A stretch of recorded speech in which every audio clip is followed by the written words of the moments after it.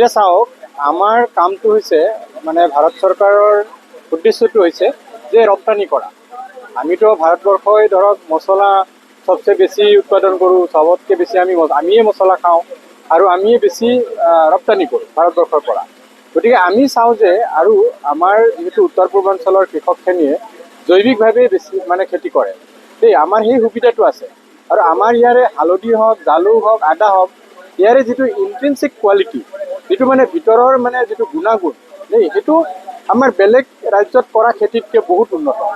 গতিকে আমি সেইকাৰণে গুৰুত্ব দিছোঁ যে জৈৱিকভাৱে আমাৰ যিখিনি মছলা ইয়াতে উৎপাদন হয়, হালধি হওক, জালুক হওক বা আদা হওক বা ভোট জলকীয়া হওক, এইখিনি যদি আমি মানে সংঘবদ্ধভাৱে খেতিটো কৰি আমি যদি এক্সপৰ্টৰ মাৰ্কেটলৈ লৈ যাব পাৰোঁ, ৰপ্তানিৰ ক্ষেত্ৰলৈ লৈ যাব পাৰোঁ, তেতিয়াহ'লে আমাৰ কৃষকখিনি যথেষ্টখিনি আগবাঢ়িব, আৰ্থিকভাৱে আগবাঢ়িব, সামাজিকভাৱে তেওঁলোক আগবাঢ়িব পাৰিব। আপুনি চাওক যে আমাৰ খেতিয়কসকল হৈছে একদম মানে সৰু সৰু খেতিয়ক। আমাৰ মাটি কম বা আমাৰ খেতিৰ বহুতখিনি ডাইভাৰ্চিফিকেশ্যন আছে। আমি ধানো কৰিব লাগে, আমি তামোলো কৰিব লাগে, আমি নাৰিকলো কৰিব লাগে। গতিকে আমি চাওঁ যে কৃষকসকলে কম মাটিতে, এতিয়া ধৰক আপোনাৰ এজন কৃষকৰ ধৰক তামোলৰ বাৰী আছে। আমি এই অঞ্চলটোত দক্ষিণ কামৰূপৰ এই অঞ্চলটোত আমি দেখোঁ যে বেছিভাগ কৃষকৰে তামোলৰ বাৰী আছে, নহয় জানো? যে তামোলৰ বাৰীত আমি কি কৰিব পাৰোঁ, আমি মাল্টি ষ্টৰিত খেতি কৰিব পাৰোঁ।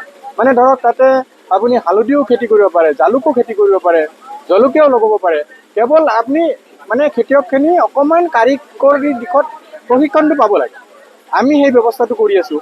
বৈজ্ঞানিকভাৱে কেনেকৈ ধৰক আপোনাৰ একেডৰা মাটিতে কেইবাটাও খেতি কৰিব পাৰি। যিহেতু আমাৰ এই অঞ্চলটোত বানপানী নহয় বা খেতিয়কখিনি খুব উদ্যমী খেতিয়ক বা কষ্ট কৰিব পাৰে, আৰু তেওঁলোকে আৰু মছলা এই খেতিকেইটা কৰিলে কি হয় যে সাঁচি পেলাইও তেওঁলোকে বিক্ৰী কৰে। আজি ধৰক বজাৰ পোৱা নাই, শুকাই পেলাই ঘৰত থৈ দিলে, কোল্ড ষ্টৰেজৰ দৰকাৰ নাই।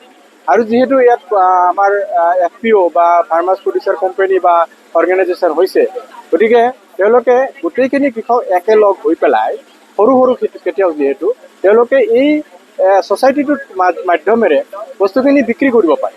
আৰু সেই ক্ষেত্ৰত আমাৰ স্পাইচেছ বোৰ্ডৰ ফালৰ পৰা আমি কি কৰোঁ, বহুত ক্ষেত্ৰত বায়াৰ চেলাৰ মিট পাতোঁ। বায়াৰ চেলাৰ মিটত কি হয়, আমি যিখিনি আমাৰ ৰপ্তানিকাৰীক আছে বা এক্সপৰ্টাৰ আছে, তেওঁলোকক আমি খেতিয়কৰ লগত বা কৃষকৰ লগত বা এই FPC বা ছ'চাইটিখনৰ লগত মানে পোনপটীয়াভাৱে যোগাযোগ কৰাই দিওঁ। তেতিয়া কি হয়, মাজত কোনো মধ্যকাৰী নাথাকে।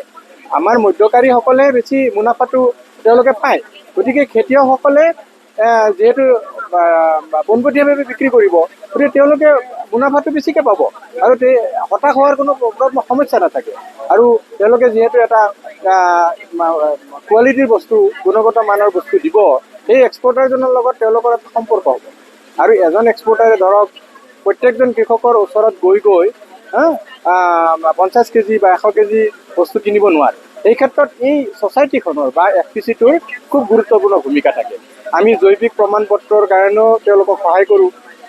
যিটো আমাৰ প্ৰাইমাৰী প্ৰচেছিং চেণ্টাৰ, আমি QGBG বুলি কওঁ, যে কোৱালিটি গেপ ব্ৰিজিং গ্ৰুপ। য'তেই কোৱালিটিৰ গেপ এটা থাকে, আমি তাতে দলং এখন বনাই দিয়াৰ কাৰণে চেষ্টা কৰোঁ। এই দলংখনৰ মাধ্যমেৰে আমি কি কৰোঁ, তেওঁলোকক কিছুমান মানে মছলাখিনিৰ যাতে প্ৰাইমাৰী প্ৰচেছিং কৰিব পাৰে। যেনে ধৰক হালধি ধুব লাগিল, পৰিষ্কাৰ কৰিব লাগিল, তাৰপিছত হালধিটো আপোনাৰ বইল কৰিব লাগিল, তাৰপিছত হালধিটো শুকাব লাগিল, শুকাই উঠি আকৌ তাক মানে অকণমান পৰিষ্কাৰ কৰিব লাগিল। সেইবিলাকৰ কাৰণে আজিকালি ধুনীয়া ধুনীয়া মেচিন ওলাইছে। সেই মেচিনবিলাক আমি আমাৰ চৰকাৰৰ তৰফৰ পৰা তেওঁলোকক উপলব্ধ কৰোঁ। কেৱল তেওঁলোকে এটা মেচিনৰ দাম যদি 100 টকা হয়, তেওঁলোকে 10 টকা দিব লাগিব। চৰকাৰে গোটেইখিনি নিদিয়ে, চৰকাৰে 90 টকা দিব আৰু তেওঁলোকে 10 টকা দিব। ঠিক তেনেকুৱা ব্যৱস্থাৰে আমি তেওঁলোকক, কৃষকসকলক আমি সহায় কৰোঁ। প্ৰশিক্ষণৰ কোনো সমস্যা নাই, য'তেই প্ৰশিক্ষণ লাগিব আমাৰ যিসকল কাৰিকৰী অফিচাৰ আছে, তেওঁলোকে তেওঁলোকৰ গাঁৱত গৈ খেতিৰ মাজত থাকি তেওঁলোকক প্ৰশিক্ষণৰ ব্যৱস্থা কৰে। স্বীকৃতি পত্ৰ দিব।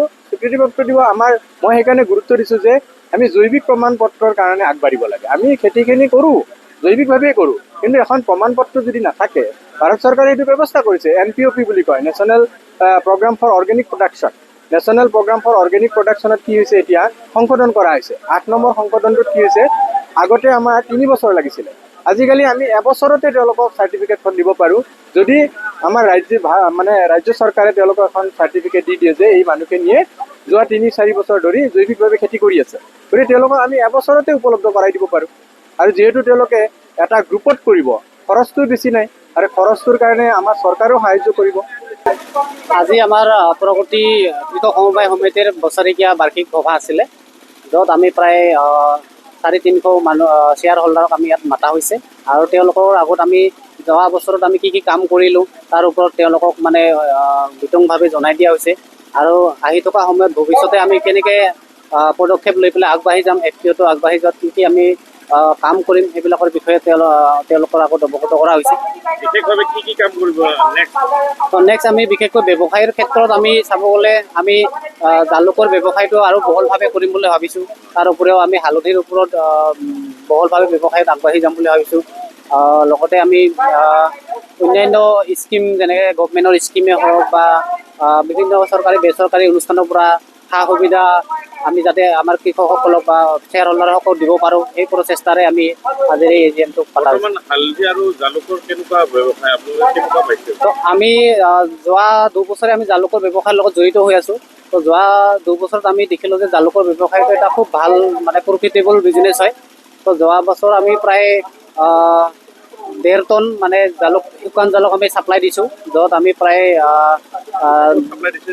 সেইটো আমাৰ এক্সপৰ্টাৰ হয়, যিটো আমাৰ কোম্পানী এটা আছে, তো সেই কোম্পানীটোত আমি ছাপ্লাই দিছোঁ। সেইটো আমাৰ বিজয়নগৰত আছে। তেওঁলোকে বাহিৰত ছাপ্লাই কৰে। আৰু হালধিৰ ক্ষেত্ৰত কি? হালধি আমি নতুনকৈ আৰম্ভ কৰিছোঁ যোৱা বছৰত। তো এতিয়া আমি জাষ্ট পেকেজিং কৰি আছোঁ, পাউডাৰিং কৰি পেলাই। তো সেইটো আমি লোকেল মাৰ্কেটতে বিকিবলৈ চেষ্টা কৰি আছোঁ এতিয়া। अभी फिलहाल हमारा ऑर्गेनाइजेशन है नेशनल कोऑपरेटिव डेवलपमेंट कॉरपोरेशन। तो हम जो भी एक्टिविटी है जो कोऑपरेटिव करता है, हैंडलूम हो, एग्रीकल्चर, मार्केटिंग, जो भी हो, ये हम असिस्ट कर सकता है। और हमने लगभग 850 करोड़ का फाइनेंशियल असिस्टेंस नॉर्थ ईस्ट में दे चुका है 7 स्टेट्स में। और इसके अलावा हम ये अराउंड 92 FPOs, असम में 42 हमने ऐसे इम्प्लीमेंटिंग एजेंसी हमने प्रमोट किया है अंदर ये गवर्नमेंट ऑफ इंडिया स्कीम है formation and promotion of 10,000 FPOs। उसके अंदर हमने अराउंड 42 प्रमोट किया है, plus 6 FFPO fishery farmer producer organisations. तो और दूसरा हमारा अलग अलग स्कीम है स्पेशली फॉर वुमेन, हमारा नंदिनी सहकार।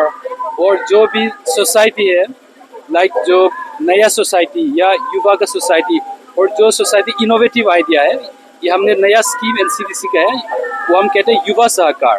यूजली क्या होते हैं, कोई भी फाइनेंशियल इंस्टीट्यूशन है जो फंडिंग करेगा, असिस्टेंस देंगे, उसमें 3 साल होना पड़ता है। मगर अंदर युवा सहकार जो अच्छा आइडिया है, अच्छा इनोवेटिव आइडिया है, और सोसाइटी 3 महीने होने से भी हम इसके अंदर असिस्टेंस दे सकता है।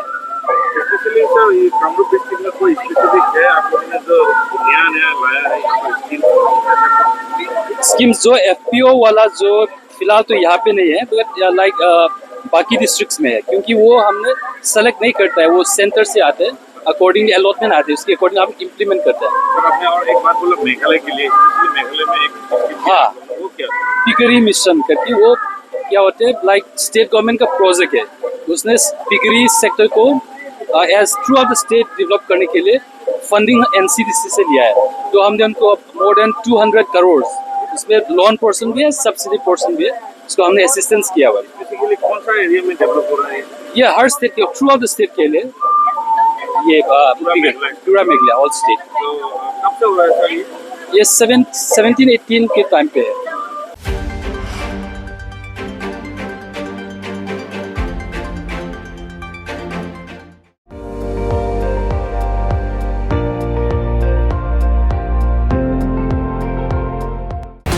আপুনি চাই আছে ND24 সৰ্বশ্ৰেষ্ঠ নহয় সৰ্বোত্তমৰ দৌৰত।